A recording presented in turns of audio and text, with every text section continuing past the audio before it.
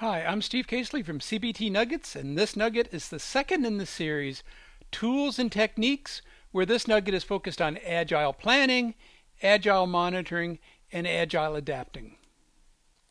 The first segment of this nugget is focused on agile planning. How do we develop a plan for agile, recognizing that agile is about being flexible and adaptable and supportive of change? First blush says agile planning is contradictory to being flexible, nimble, agile, and supportive to change, but there is process to agile planning, and it's very important that we follow the process for agile planning.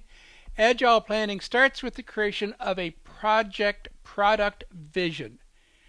This is what the business hopes to achieve at the end of the project. And the key to the vision is its hopes to achieve. It's not as firm as a traditional vision statement that would come out of traditional project delivery, where you're attempting to define the scope. The product vision, the project vision is more around if all things were equal and nothing changed, but we know we're doing agile because we want change. But if all things were equal and nothing changed, this is where we would want to be at the end of the project, but it sets the vision, it sets the direction. The next level of agile planning is what we call release planning. What do we implement? What and when do we implement?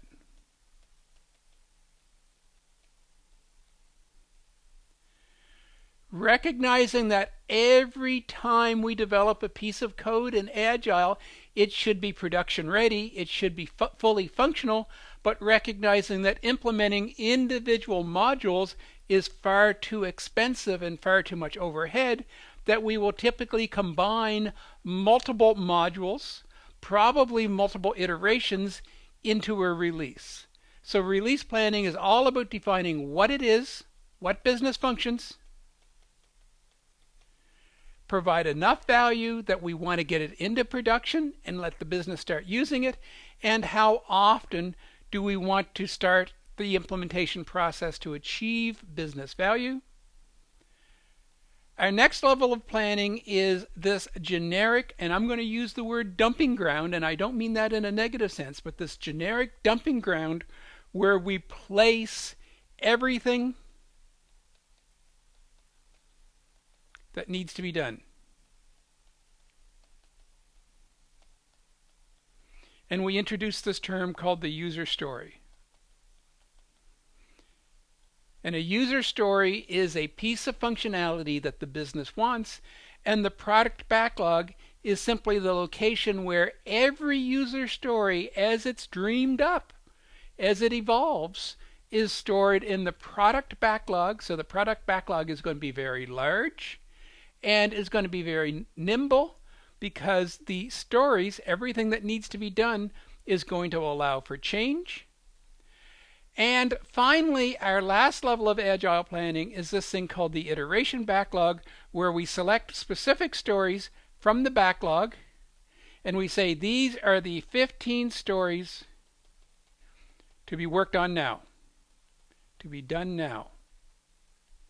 So that's agile planning. Let's look at each of these in just a little more detail.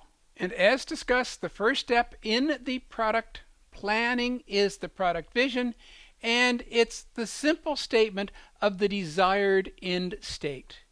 It's typically in text. I suggest it needs to be, as previously discussed, a large information radiator. So we're going to do this on a flip chart. And the desired state for this project is to allow us to more effectively process customer returns. We're going to do this by ... but only the amount of information that can be put onto a single flip chart so that we can post it into the project workspace, so that the team can treat this as an information radiator, so the team can go to this product vision and refer to it to ensure that the work that they're doing is consistent with the product vision. And that's what we use the product vision for. It's that constant monitoring, it's that constant validation point that as stories are developed, as code is developed based on a story, if this product vision is always front and center and visible in the team workspace, the team can constantly refer to it. I believe that eventually the team is going to have it memorized, which is a great thing, but the team can be constantly referring to this product vision and ensuring that everything they're working on is consistent with and supportive of the product vision. And anything that is not supportive of the product vision, they're going to take back to the business owner and they're going to say, this doesn't feel like it fits into the product vision. Should I be working on it? And they're going to get validation and clarification from the business owner that yes, this is appropriate.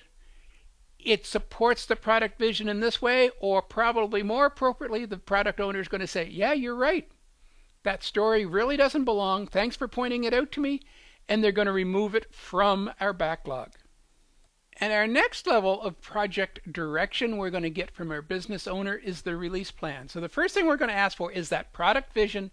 What's the overall expectation at the end of the project, be it 6 months, 12 months, whatever length of time we're setting aside to deliver this business value? That's the product vision, the project vision. And then we're going to take that project vision and we're going to subdivide it into multiple releases, recognizing that the vision is going to be delivered over multiple releases. We will then work with the business owner and say, okay, for the next release, and I'm picking an arbitrary horizon, but typically our release is often focused in a once a quarter or once a third of a year, we're going to go through an implementation cycle. So again, a release is typically in a 2 to 3 month horizon, not hard and set. There is flexibility in an agile world to how long a release is, but typically it's going to be in the 2 to 3 month horizon, and we're going to state the objective of the release. So literally, if we were to take the overall vision, and not the words, but the area of the overall vision, and we're going to say this piece of the overall vision is going to be release number 1.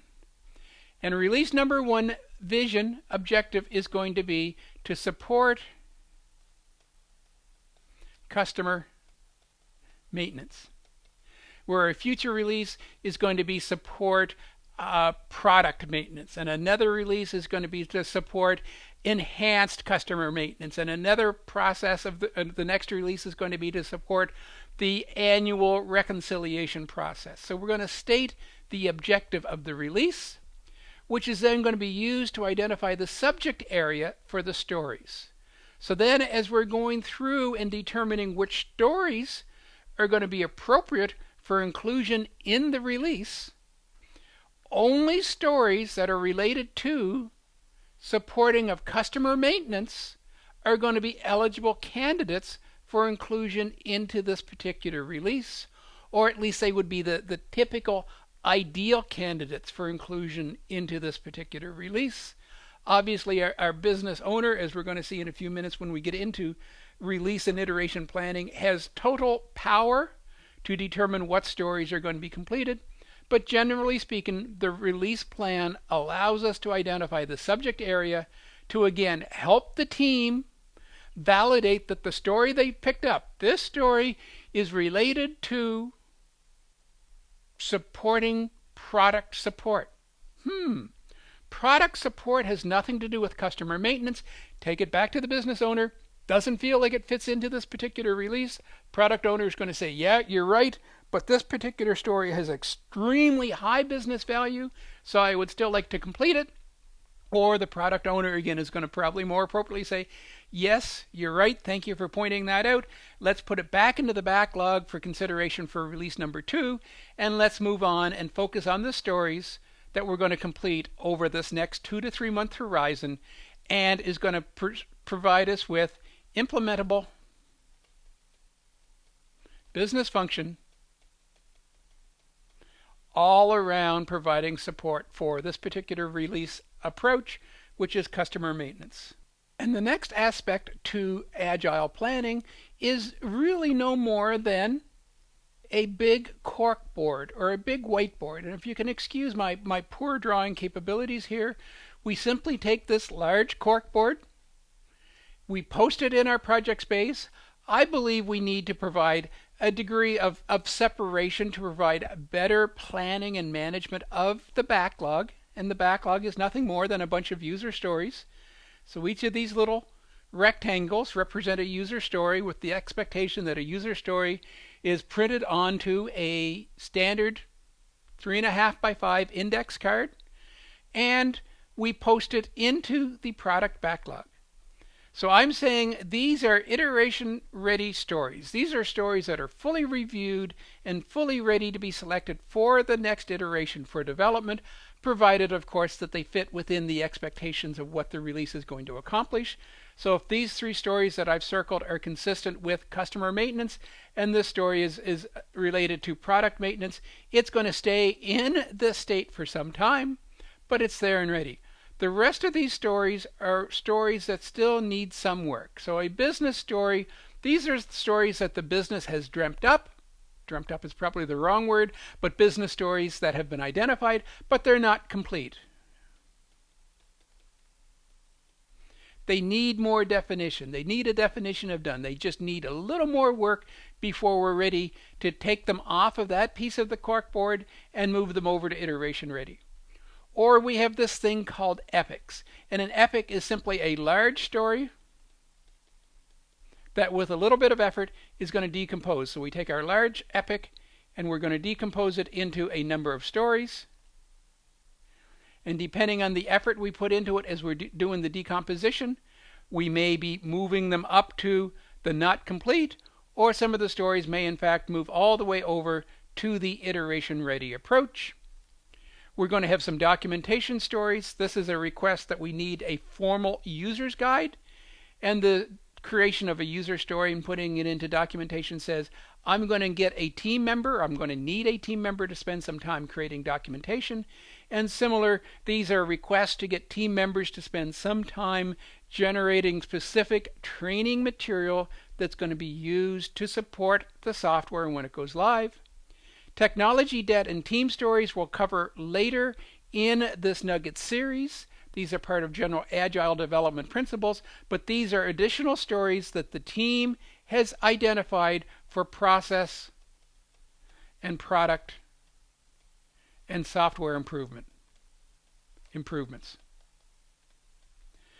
But product backlog, as simple as this corkboard approach may seem, is a critical concept for Agile planning because it allows us to understand what all of the stories are and allows us to move and control the status of these stories to the point where we get them over into where they're all ready to be included in consideration for the next iteration for development. And our final step for Agile planning is the development of another corkboard that we're going to call our iteration backlog. And in the iteration backlog, the first thing we do is we select all of the stories that are going to be included in this next iteration. So we go to our product backlog, only the far left-hand column, the iteration ready, the complete stories. Select the stories that have the highest priority from the business that are appropriate for the release. So only the high priority stories that are related to customer maintenance. So it's high priority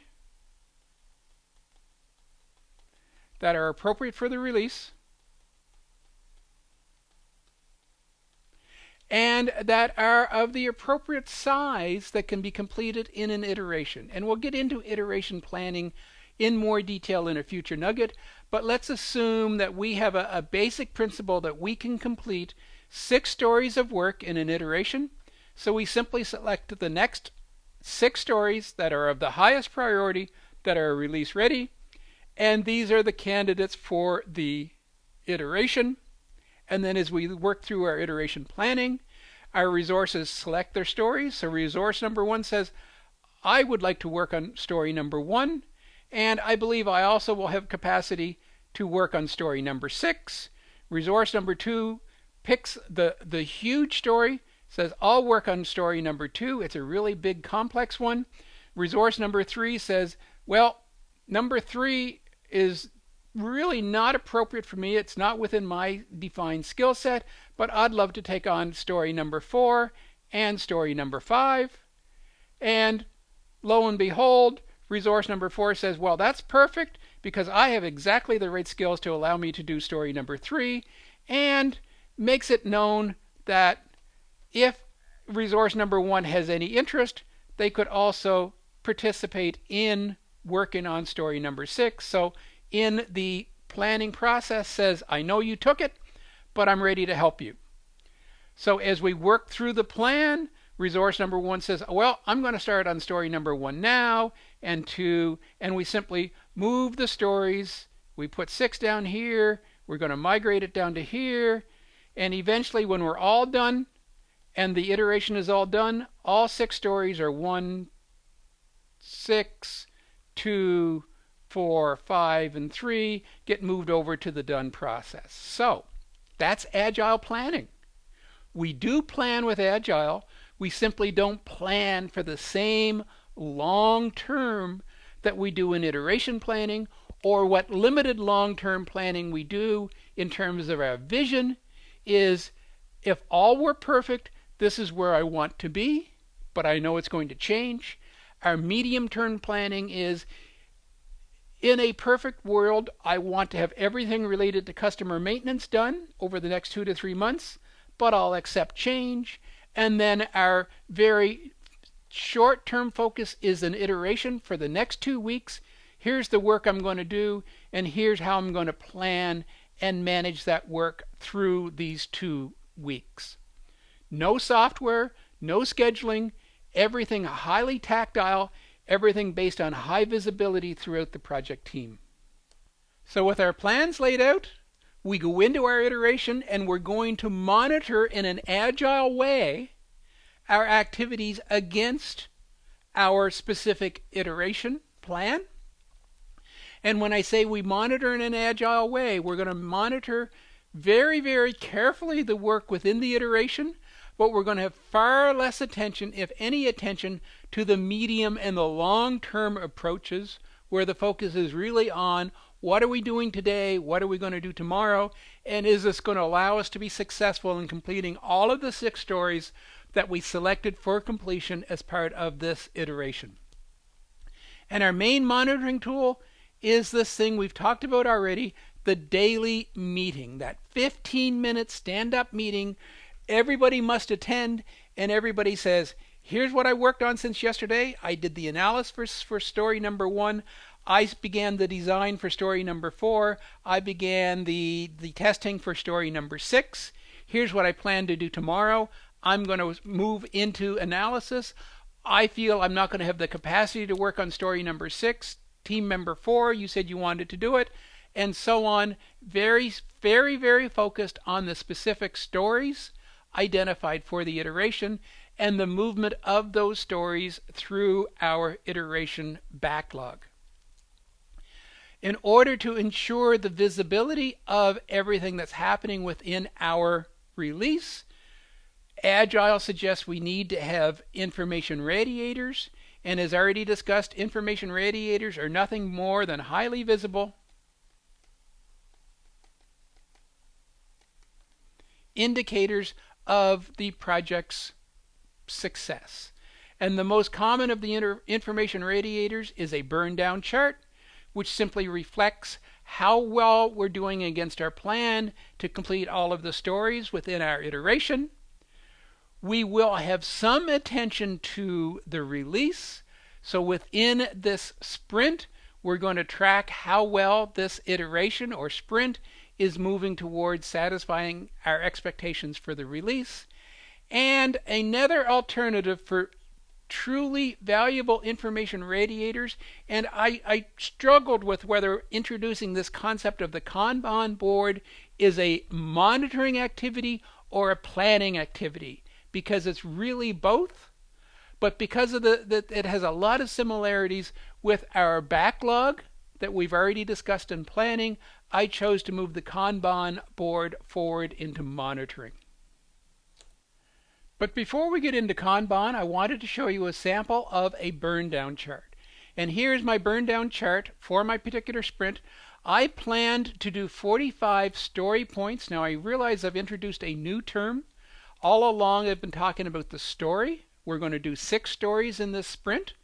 But if you remember, I said story number 2 is a doozy. Story number 2 is going to take a lot of work. How do I know that story number 2 is a doozy and it's going to take a lot of work? Because when we estimated, and our next nugget is going to focus on agile estimation, we determined that story number 2 was going to take 30 story points worth of effort. So again, typically when we're monitoring in an agile fashion, we're monitoring against our story points more so than the number of stories. And again, more to come on story points and estimating in the next nugget. But this nugget, the 6 stories we've selected are going to take a total of 45 story points of effort. And during our planning process, this blue line says we think we can get those 45 story points done in more or less this fashion, allowing us to have this iteration completed in 10 days, 2 weeks. And we begin to track our progress. So at the end of the first day, we actually didn't complete any stories because everybody was just picking them up and starting to work on them. And then we track our progress through the days of our iteration. And we simply do the tracking over here. Here was our original plan of how we were expecting to burn down the story points. And here is our actual recording of the work done against the story points. Where does this information come from? This information comes from the daily meeting. Here's what I worked on today. I accomplished this much effort. So we credit the team member with 3 story points worth of effort or 2 story points worth of effort. Somebody is appointed the scribe. They fill it into the spreadsheet, and we automatically generate our burn down chart, and we post it into our team space. And here I'm simply presenting a slight alternative to a burn down chart. The burn down chart is what most agile textbooks reference, but I believe equally valuable, and you only need one of, you don't need both of, is a burn up chart.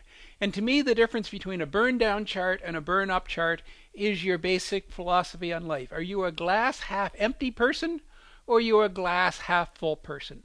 The burn down chart tracks how much work is left to be done. The burn up chart tracks how much work is completed. And personally, I think I'm a glass half full person. I prefer the burn up chart simply because it goes from left to right, top or bottom to top, which is typically the way we like to see graphs trending. We always like to see graphs that go upwards. So therefore, again, personally, I like the burn up chart, but it's presenting exactly the same information. Here was my basic plan. Here's my progress to plan. We track it in the same fashion. It's simply another alternative if you don't like a downward facing graph. And again, personal bias only, I believe it tends to present more of a negative. Everything is going down, but the goal is we want it to go down. But again, I sound like a broken record. Another consideration, call it a burn up chart and present exactly the same information. And finally, the release chart that I mentioned, again, the same basic graph, has a much larger time frame. Instead of working in 10 days, we're talking in the terms of 5 iterations, and each iteration is 10 days, so this is actually a 50-day period. So our expectation is at the end of these 5 iterations, at the end of 50 days, we're going to have implementable ready product. And again, we're simply tracking, here's the plan, here's how many stories. I've converted back from story points to stories because this is at a much higher level of reporting. Here's how many stories I think are going to be needed to get me to an implementation state. I'm going to need 60 stories completed before I'm implementation ready. And here's how I expect to get to it. And you'll notice either on the graph or in my table, I have a bit of a flattening off for the tail end for the last iteration where I am doing some implementation preparation. I'm probably doing an extra level of testing. I may be doing some preparation of operational procedures. I'm doing a little bit of configuration management. So I've cut myself a little bit of slack in my final iteration simply to get my product to an implementation ready state. And that's the overhead I keep referring to, why we don't want to do a release after every iteration, or even worst case, after every piece of code has been written and reviewed. Simple, visible, very effective information radiators that's going to keep project progress against our plans. Again, reiterating that we do plan in Agile, we just plan in a very small incremental fashion, and we want to have our information radiators presenting the results in that visible form out to our project team and out to the business. And the final monitoring aspect that I wanted to introduce to you is this concept called the Kanban board. And again, I struggled, as I said in the introduction, a little bit whether this was a planning tool or a monitoring tool, because it's really both. But I decided to introduce it to you here in the monitoring aspect because it extends beyond the pure planning and provides tremendous value in the monitoring as well. But I believe you can already see the visual similarities between the Kanban board and our iteration backlog. I've just extended the concept of the iteration backlog a little bit. The iteration backlog really only had 3 columns, a to do, an in progress, and a done. In the Kanban board, we're providing another level of detail. This is our to do over here. And we're now bringing in all of the steps in our development process. So you could say step 1 is complete the analysis of the story, and step 2 is to complete the design of the story, and step 3 is to complete the coding of the story, and step 4 is to complete the testing of the story. Or in another development approach, maybe it's step 1 is to do the wireframe, and step 2 is to do the user validation, and step 3 is to do the database, and step 4 is to do the business validation. I just chose to use generic step 1, step 2, step 3, step 4, but the expectation is when you use Kanban on your project, you would populate that with the appropriate steps, whether it's analysis, whether it's framework or wireframe, whether it's design, whether it's validation, and so on. You would replace my generic steps with the appropriate activities. So this is, again, very much monitoring as we walk it through the process. But the key monitoring aspect that Kanban brings to the table is this concept of limits. And these numbers right here are the limits. And what the limit is saying is history has proven to us that we should never have more than 3 stories at any time in step number 1. So we should never have more than 3 stories in this step. And as soon as we have 3 stories in, that step is at capacity and can't accept more incoming work until we move one of the stories from the in process over to the done. And then, of course, we can bring in another fresh story to replace. Then it's time to pass the work on to step 2. So from analysis into design. And therefore we will pick up the story here and we will move it forward. Now the limits has changed a little bit. The limit on the step 2, the design, is 4. So as more and more of these are completed, we can bring them straight from the done into the in process, and we don't have to hold them in the staging area. But now we'll realize that there's only the capability of running 2 in here before we have to shut down the input to the process, in which case we could begin to get a backlog here. And as I'm introducing this, the first reaction you may get be, well, this doesn't sound very efficient. Why would I want to ever use a process for monitoring my agile approach that's going to set limits on me, that's going to say I can't ever send more than 2 pieces of work into step 3? Why would we want to do that? Because that's what history has proven to be the effective limits on the process. So again, let's assume this is database design. and we have a specific tool that we use for database design, or maybe we have to send our database design off to a true traditional DBA, and the DBA can only work on two things at a time. So we are designing our monitoring process to ensure that the flow of information through our iteration is consistent within the capacity of the organization of the project to support the work. So Kanban is a true agile development process. Again, this is a very, very brief introduction to Kanban. We will have an entire nugget much later in the series where we're talking about the various agile approaches to provide far more detail of how Kanban adds value to your agile development project, but it is also a key tool that we use in monitoring, which is why I introduced it to you at this stage. And our final segment of this series is Agile Adapting. How do we ensure that our Agile is being delivered in the most efficient and effective manner possible for our project? We do that through these things we call Agile Adapting. And the key to Agile Adapting is that we run retrospectives. We validate what we're doing is working, and when we find things that work well, we ensure that we repeat them, and when we find things that aren't working so well, we change them. So this is all about continuous process improvement. And that is the key adapting aspect to Agile. But within sprints, there will be occasion when we don't exactly achieve everything it is that we set out to do, or maybe we're able to overachieve. So again, in our iteration backlog, we identified the 6 stories that we believe were within the capacity of the team to complete in this particular sprint.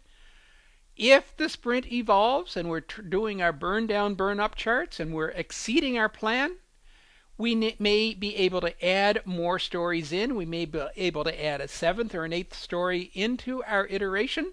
Great. Or if we are bogging down and we're not getting all of the work done, we may need to remove a story from the iteration, and we'll review the process for doing that.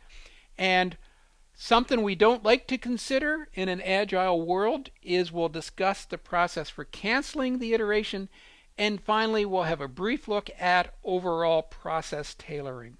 But the first that is core to being agile adapting is ensuring that we run our iteration retrospectives, that we run a retrospective at the end of every iteration. They should be brief, no more than 2 to 4 hours, and if we're only running a 2-week iteration, the recommendation is you limit your retrospective to no more than 2 hours. You get the entire team together and you ask the team to focus on process improvement. What's great? Let's find ways to ensure we continue to use the what's great. What's broken? Or maybe less than broken, but what needs to be improved? Let's find ways to fix it. The retrospective is an absolute team-based activity. We don't need to bring in process re-engineers. We don't need to bring in organizational change experts. As a matter of fact, the retrospective should be restricted to being a team-based activity. As soon as the iteration is done, find 2 hours and get the team together and focus the team on process improvement. And that way we're continually evolving and improving our agile delivery principles. Our next discussion point to changing, adapting, and agile is what happens when there's a change. As I said, what happens when there's spare capacity? We thought we could only do 6. We overachieved.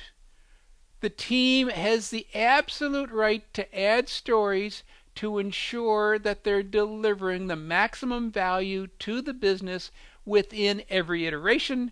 And when there is spare capacity, the team simply goes to the backlog and selects the next highest priority story that can be completed within the sprint. So if you only have 4 or 5 story points worth of spare capacity in the sprint, you will select the next highest priority story within the expectations of the release, that's within the capacity, and we bring it in.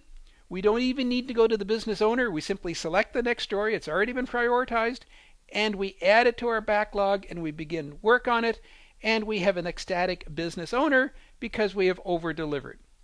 Good news story. Nobody has any issues with doing that. The bad news story is when we don't have enough capacity.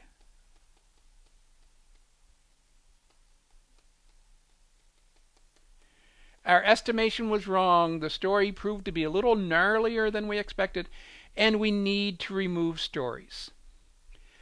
Unlike adding stories where the team simply goes out and selects the next highest priority story, the business owner is the only person with the authority to approve the changes to remove the story from the sprint. So as soon as we know that we're going to run out of capacity, we need to get to the business owner and say, we're running out of capacity. We need to remove a story. Which story do you need to remove from the sprint? And we only do this, and I'm going to stress it, we only do this when we run out of capacity. We don't ask the business owner to remove stories because, oh, I just don't feel like doing that story, or that story doesn't feel right. We went through our iteration plan, we committed to the iteration, and we need to deliver within our expectations of the iteration. The only time, as I say, we have approval to remove the story is when we've literally run out of capacity and it can't be completed. And then we need to negotiate with the business owner as to what stories are going to be removed from the sprint. And the last aspect to changing of the iteration that I really don't like to talk about is out and out canceling of an iteration. The business owner comes to the team and says, stop, put your pencils down, stop working. There's such a significant change in the direction of the project. I want time to replan. Valid statement. Happens all the time. As politely as we can, the team should suggest you go away and replan. There's only 4 days left in this iteration. We have all of this work in process. Why don't you let us continue and complete this iteration per plan while you do your replan? And that's the preference to canceling an iteration, is recognizing that the iteration is a very short duration. I arbitrarily picked the fact that we only have 4 days left. It may have been 6, it may have been 2, but the fact is, because our iterations have such short duration, there should be limited exposure to allowing the team to continue to complete the iteration to get some business value while the business goes through their concept of replanning. So as politely as we can, let's try to encourage not canceling the iteration, letting it go to completion. But when the business owner comes down and says, nope, stop, it's done, the change in direction, this project is shelved, the code is useless, we're not going to sell this product anymore, then the answer is, okay, pencils down, sprint is done, iteration is done, and let's go through and do our retrospective and do our lessons learned. And our final consideration for adapting is we need to be prepared to do process tailoring. We need to be agile with being agile. We need to support change. We need to go through our retrospectives. We need to look for what's working well and what needs to be fixed, and we need to be prepared to fix it, which is what I'm calling being agile with agile. But the reason I call this out as a specific point as opposed to just saying do your retrospectives is I want to bring forward the concept that change is fine. That's why we do retrospectives, but we need to manage the change. We don't want change to run rampant through our project. So if at the end of the first iteration we have a retrospective that says we think the sprint is too short, let's make it 3 weeks. At the end of the second retrospective after 3 weeks, oh, it's still too short, let's make it 4 weeks. And then, oh, maybe it's too long, let's go back to 3. And then one more, oh, maybe 2 was really the right word. If we don't manage the change takes over and we have no predictability. So I have absolutely no issues at the end of the first sprint recognizing that the sprint may be too short. Let's try again and monitor it.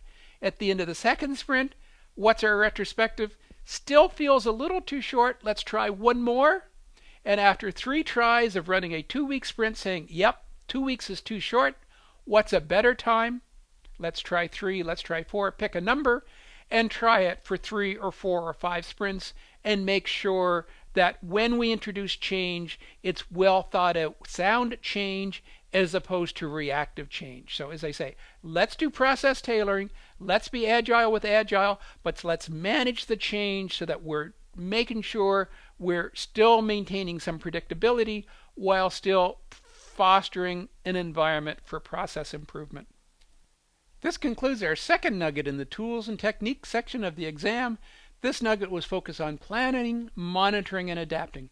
In planning, we discussed various levels of planning. We have our product vision, we have our product backlog, which again, using the uneloquent term that I used, is the dumping ground for all of the user stories. We have a release plan, and finally we have an iteration backlog.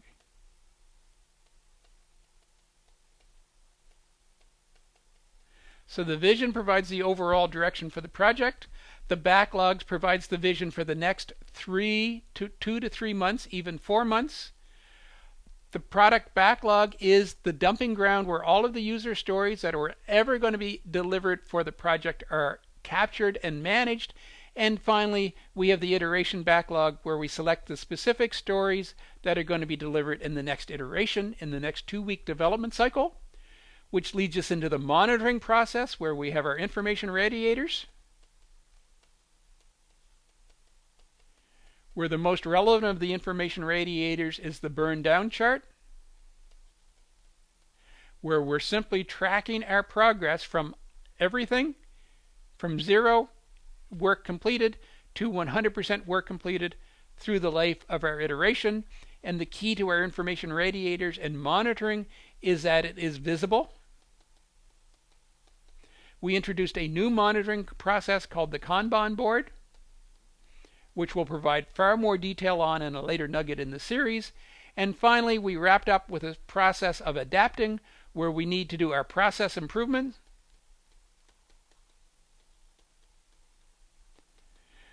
I looked at several aspects for adding and changing within an iteration,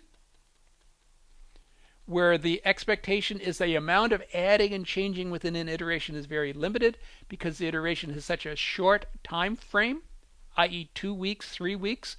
So therefore there should be very little change encountered in that process or in that period, but we discussed the processes for doing that.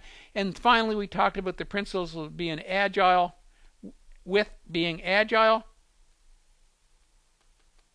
i.e. focused on supporting adaptability within our project in a controlled, managed fashion. This concludes the second of 10 nuggets from the Tools and Techniques section of the ACP exam. This nugget has been focused on planning, monitoring, and adapting. I hope this module has been informative for you, and thank you very much for viewing.